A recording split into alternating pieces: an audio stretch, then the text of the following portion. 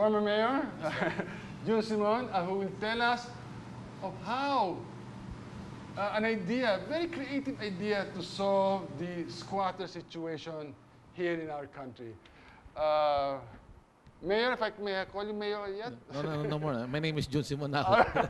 Okay, Jun, please. Okay. So I become part of Creba Social Housing Foundation. I've been in this real estate business and socialized housing since way back in 1974 in a place called Lapanday, Davao. And then we transferred to Dinaig, Maguindanao. So that was in 1974. And even before that, I was part of a squatters community called Barrio Magsaysay in Tondo, Manila. I started out as a community organizer. Then suddenly I became officer in charge of Quezon City, and we started a program called the Community Mortgage Program.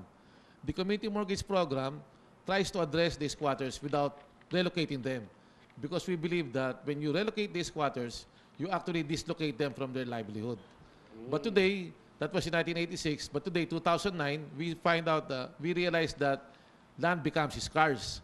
So it can no longer be lupa sa walang lupa. You have to put up medium-rise buildings to house all of them. Okay. What was this idea of yours that you're now applying to solve the squatter problem? So we call it the Fair Housing Project. Okay. So this is part of the CREBA, Social Housing Foundation. It is fair because right now, the program of the government is either relocating the squatters. As I said, statistics will tell us that the primary source of income of a squatter's family is not dependent on the one breadwinner working, but on the number of breadwinners in the family. For example, the father is a minimum wage earner in a factory, but the mother washes clothes amongst the neighbors. Then one of the children sells sampagita, the other child sells So it's sa all, hawker. it's all within the community. It's all within the community. Then suddenly, you relocate them to Marilao or Trece Martires or Dasmariñas, Cavite or Sapampalay or Bagong Silang. So, the mother no longer has a work. No? Dahil saan siya maglalaba doon. And you deprive of the children of their sources of livelihood also. And the minimum wage being earned by the father is now divided into two. One half of it goes to transportation. Right. So immediately, relocating squatters actually gives them a place to live in, but creates more poverty. Right. So what's the solution? What's the solution? Well, the solution, as I said, is a fair solution because we put up 5-story buildings and we relocate them to the 4th and 5th floor. Okay, and The landowner gets the first floor, all right. which actually pays for about 50-60% the value of his land. The landowner is more than willing to do this because we can see a lot of prime land in Metro Manila. In fact, in Metro Manila, more than 50% of the population today are squatters. Right. And most of these landowners have already won the court cases. They already have eviction notices, but unfortunately, they cannot execute it. Correct. So the solution is, you tell the squatters, guys, you're not being relocated. I'm just going to put you in a better place. That's right. On the 4th and the 5th floor. Of a 5-story building. Or a 5-story building in the same place. That's right. And so the owner now gets something for himself.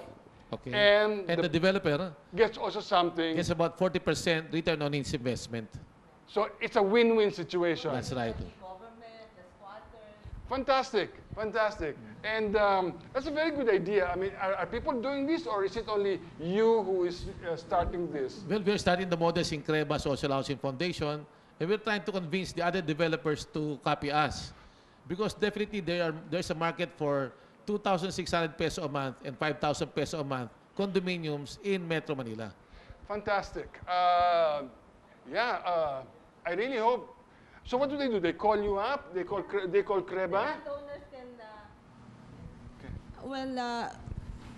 the landowners can call us so that we can work on the details with them. Kasi ano yan bawat squatter colony, merong kanya-kanyang kultura na dapat nating respetuhin. So kung meron silang yung landowner at saka yung mga occupants, mga squatters, would like to, look into the details of this innovative approach to housing in the urban centers, they can touch base with us and then we will discuss their particular case. All right, fantastic. We have here with Sister Eva Maamo. And why is Sister with us? Yeah. You were telling me that Yeah. you just invited her today. Yes. I am pleased to announce that I invited really Sister Eva Maamo. Sister Eva Maamo is a multi-awarded person. She's a surgeon by profession and a nun. And she's a TOEFL Outstanding Filipino Awardee, Mother Teresa Awardee, and what's the other one, Sister? Magsaysay Awardee, imagine. At alam nyo kung bakit? She's been all over the Philippines trying to attend to the needs of our tribo, our indigenous people. Yung ating mga Aitas and mga ano dyan, iba-ibang klase ng mga minorities, no? Si Sister ang gumagawa niyan. Ngayon, nung nakausap ko si Sister, I found out na hindi lang pala naman mga squatters at saka urban settlers ang nangangailangan ng pabahay. Meron din pangangailangan ng ating mga tribo. So sabi ko kay Sister, Sister, paliwanag mo nga na hindi lang naman pala sa Metro Manila, kailangan din na ating mga Aitas sa Subic at sa Clark, yung ating mga indigenous people sa Bulacan, kailangan din nila ng ating pansin. So Ayun. Sister, ipapaliwanag niya. Ayan. Here's another chance to volunteer and do something to help make our world a better place to live in. Sister? Yes. First, I would say that I'm a sister of St. Paul of Chartres. I'm with the foundation of Our Lady of Peace Mission. I founded that in 1985. Our chairman is Father Reuter. I'm the president. And it is geared towards the total human development program of the poor, especially the most marginalized. We are servicing 12 squatters area in Manila. We have an 8 resettlement area in Subic, Zambales, in the mountains. We requested to take care of the victims of Mount Pinatubo eruptions. And then we have 300 volunteer doctors, nurses, dentists. We go all over the Philippines to perform free surgical missions, medical and dental missions. And lately, our involvement is with the 118 tribes in the Philippines. I was assigned for 7 years in the mountains. I live with the Tibulis, and we serve 7 other tribes. And I discovered that they are the most marginalized. They die without seeing a doctor and a nurse. So I started training there the 7 tribes, the barefoot doctors. And it's very encouraging. 1 year after the training, we were able to reduce the incidence of diseases to about 1/3. So I have a question, Sister. Why are you doing this, Sister?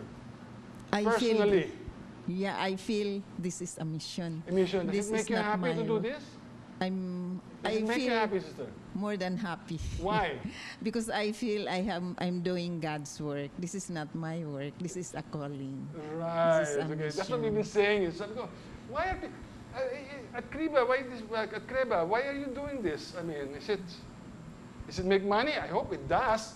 But other than that, is it something that is there a mission, a vision at Kreba? Alam mo, being developers, gumagawa kami ng pera, syempre, negosyo. But then beyond that, meron pa rin tayong pangangailangan na tumulong doon sa mga mahihirap, di ba? Sabi ko nga doon sa aking apo, sabi ko sa kanya, nasa loob kami ng kotse, naka-aircon kami, tapos kumakatok yung batang, paslit, na nasa kalye. Sabi ko nga sa apo ko, aren't you so blessed? Ikaw ang nasa loob ng kotse, hindi ikaw yung batang kumakatok sa bintana. Ganyan din ang feeling ng mga developers, no? Nasa loob tayo ng kotse natin, nasa loob tayo ng negosyo, pero kailangan din naman natin tignan yung mga taong kumakatok sa bintana ng ating negosyo. Kaya ang ganda ng project mo, June. I mean, oo nga, kumikita, pero win-win eh. Hindi ba? Hindi lang kayo ang nakikinabang lahat, hindi ba? Tama ho. Dahil sa pagtulong naman natin, sabi nga na maganda yung sinabi ni Sister at ni Tets na there's something more to all of this. And it's loving your neighbor and the inner rewards that comes with it. At tayo talaga, we're very, very lucky. No? In fact, in Kreba, talagang there's a worldwide recession in housing except in here we're still experiencing the fact is we're still making money and we're just hearing the bounty that we're getting. Okay, Sister, would you like to say anything? Would you like to tell anybody? I mean, if you need any help or whatever, our audience are out there. First, Kaloy, I just would like to share something why I'm inspired also to do this. Because my feeling is I'm not doing this alone. With our surgical, medical, dental missions, after 1 week of working in the provinces, the doctor will always tell me, sister, do not forget us for the next mission. How But nice. these are consultants and they lose a lot of money within that week. So I'll tell them, malaki na kayong nawawalan sa inyo for 1 week. But they said, sister, hindi mabayaran ng pera the joy that we experience of serving others. So I think this is the one that the gospel is telling us, the joy and peace which the world cannot give, but only Right. God can give. Kaya lang, sister, kaya